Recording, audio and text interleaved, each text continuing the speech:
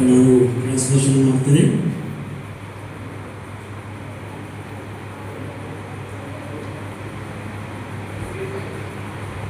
My beloved church, praise the Lord.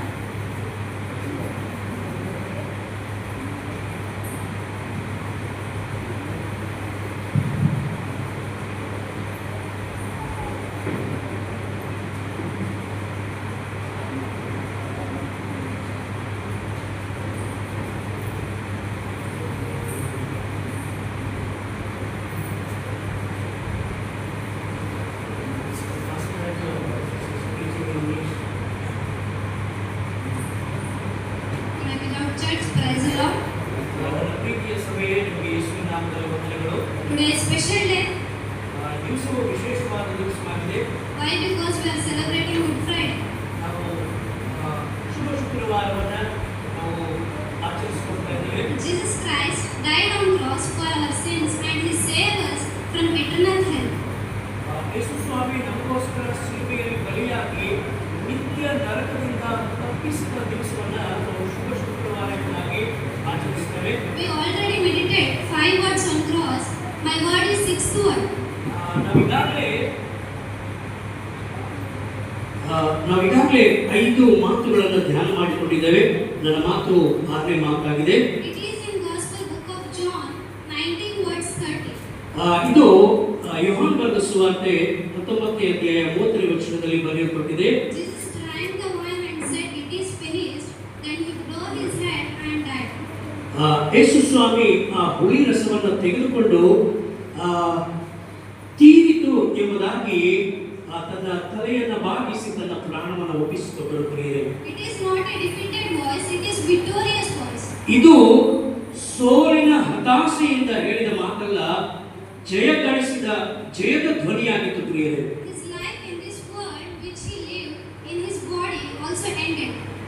ಆತನು ಈ ಲೋಕದಲ್ಲಿ ಶರೀರದಲ್ಲಿ ಮನುಷ್ಯ ಕುಮಾರನಾಗಿ ವಾಸ ಮಾಡಿದಂತ ಕಾಲವು ಮುಕ್ತಾಯವಾಯಿತು. ಅದಕ್ಕೋಸ್ಕರ ಆತನು ಹೇಳ್ತಾ ಇದ್ದಾನೆ ತೀರಿತು ಎಂಬುದಾಗಿ. The word finished in Greek is tetelestai. ಈ ತೀರಿತು ಎನ್ನುವಂತ ಪದವು ಮೂಲ ಗ್ರೀಕ್ ಭಾಷೆಯಲ್ಲಿ ಟೆಟಲಸ್ಟೈ ಎಂಬುದಾಗಿ ಬರೆಯಲ್ಪಟ್ಟಿದೆ. It does not mean the end of his suffering. ಇದು ಯೇಸು ಸ್ವಾಮಿಯ ಶೋಧನೆಗಳ ಹಿಂಸೆಗಳ ಮುಕ್ತಾಯ ಎಂಬುದಾಗಿ ಅಲ್ಲ, But the end of the death of our sins. ನಮ್ಮ ಪಾಪಗಳ ಋಣವನ್ನ, ನಮ್ಮ ಪಾಪಕ್ಕೆ ಸಲ್ಲಿಸಬೇಕಾದ ಕ್ರಯವನ್ನ ದೇವರು ಸಲ್ಲಿಸಿ ಮುಕ್ತಾಯ ಮಾಡಿದ್ದಾನೆ ಎಂಬುದಾಗಿ ಅರ್ಥ. Jesus was not simply saying his life was over. ಯೇಸು ಸ್ವಾಮಿ ಸಾಧಾರಣವಾಗಿ ಹೇಳ್ತಾ ಇಲ್ಲ ನನ್ನ ಜೀವನ ಇಲ್ಲಿಗೆ ಅಂತ್ಯವಾಯಿತು ಎಂಬುದಾಗಿ. He was proclaiming that the depth of sin that humanity would never repay. ಮಾನವರು ಎಂದಿಗೂ ಕೂಡ ಸಲ್ಲಿಸಲಿಕ್ಕೆ ಆಗದೇ ಇರುವಂತಹ ಪಾಪದ ಬೆಲೆಯನ್ನ ಯೇಸು ಸ್ವಾಮಿ ಸಲ್ಲಿಸಿ ಕೊನೆಯಲ್ಲಿ ಹೇಳಿದಂತ ಮಾತು, ಇದು ನಾನು ಎಲ್ಲವನ್ನ ತೀರಿಸಿದ್ದೇನೆ ಎಂಬುದಾಗಿ. Had been fully settled. ಆತನು ಎಲ್ಲವನ್ನ ತೀರಿಸಿದ್ದಾನೆ. The mission he came to accomplish to reconcile humanity with God was completed. ಆತನು ಯಾವ ಉದ್ದೇಶಕ್ಕಾಗಿ ಈ ಲೋಕಕ್ಕೆ ಬಂದಿದ್ದನೋ ಆ ಉದ್ದೇಶವನ್ನು ನೆರವೇರಿಸಿ ಅದನ್ನು ಮುಕ್ತಾಯ ಮಾಡಿ ಆತನು ಹೇಳಿದಂತ ಮಾತು, ಇಗೋ ನೀನು ನನಗೆ ಕೊಟ್ಟಂತ ಕೆಲಸವನ್ನು ನಾನು ಮಾಡಿ ಮುಗಿಸಿದ್ದೇನೆ. ಅದಕ್ಕಾಗಿ ಈ ಮಾತನ್ನ ಆತನು ಹೇಳ್ತಾ ಇದ್ದಾನೆ. Jesus had fulfilled nearly 351 prophecies in Old Testament. ಯೇಸು ಸ್ವಾಮಿ ಹಳೆ ಒಡಂಬಡಿಕೆಯ 351 ಪ್ರವಾದನೆಗಳನ್ನ ಆತನು ನೆರವೇರಿಸಿ ಆತನು ಹೇಳ್ತಾ ಇದ್ದಾನೆ. ಪ್ರತಿ ಧರ್ಮಶಾಸ್ತ್ರದಲ್ಲಿ ಬರೆಯಲ್ಪಟ್ಟಿರುವಂತಹ ಪ್ರತಿ ಪ್ರವಾದನೆಯನ್ನು ಕೂಡ ಆತನು ನೆರವೇರಿಸಿ ಆತನು ಹೇಳ್ತಾ ಇದ್ದಾನೆ.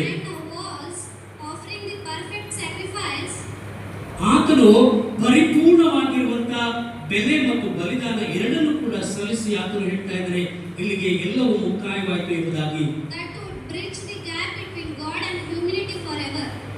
ದೇವರು ಮತ್ತು ಮನುಷ್ಯರ ನಡುವೆ ಇರುವಂತಹ ಅಂತರವನ್ನ ಆತನು ಕೊನೆಗಾಣಿಸಿ ಆತನು ಹೇಳ್ತಾ ಇದ್ದಾರೆ, ಇದು ದೇವರು ಮತ್ತು ಮನುಷ್ಯರ ನಡುವೆ ಇದ್ದಂತ ಅಂತರ ಇಲ್ಲಿಗೆ ಮುಕ್ತಾಯವಾಯಿತು.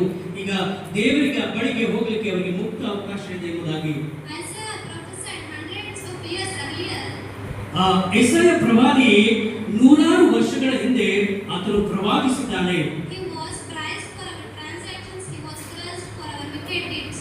ಆತನು ನಮ್ಮ ಪಾಪಗಳಿಗಾಗಿ ಒಪ್ಪಿಸಲ್ಪಟ್ಟನು, ಹಾಗೆ ನಮ್ಮ ಅಪರಾಧಗಳ ನಿಮಿತ್ತವಾಗಿ ಆತನು ಚಚ್ಚಲ್ಪಟ್ಟನು ಎಂಬುದಾಗಿ. Was now fulfilled completely. ಇದು ಯೇಸು ಸ್ವಾಮಿಯ ಶಿಲುಬೆಯ ಮೇಲೆ ಈ ಮಾತು ಸಂಪೂರ್ಣವಾಗಿ ನೆರವೇರಿತು. ಅದಕ್ಕೋಸ್ಕರ ಯೇಸು ಸ್ವಾಮಿ ಹೇಳ್ತಾ ಇದ್ದಾರೆ, ಈ ಪ್ರವಾದನೆಯ ಮಾತು ಇಲ್ಲಿಗೆ ಮುಕ್ತಾಯವಾಯಿತು ಎಂಬುದಾಗಿ. Psalms 22 verse 31.